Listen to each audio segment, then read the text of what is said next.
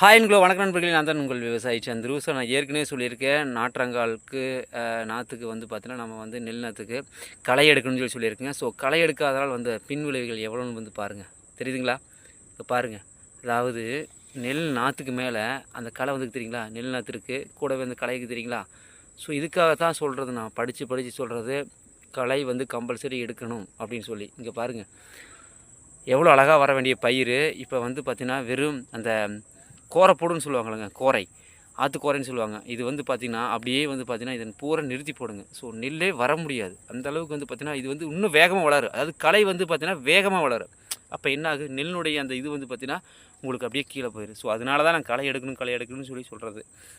So இந்த விவசாயி வந்து பார்த்திங்கன்னா கொஞ்சம் கேர்ஃபுல்லாக ஹேண்டில் பண்ணல. ஸோ அதனால் வந்து பார்த்திங்கன்னா இதனுடைய பின் விளைவை சந்திக்க போகிறாரு. எது எப்படியாயினும் களை எடுத்துக்கொள்ளுங்கள், காப்பாற்றிக் கொள்ளுங்கள். நன்றி, தேங்க்யூ.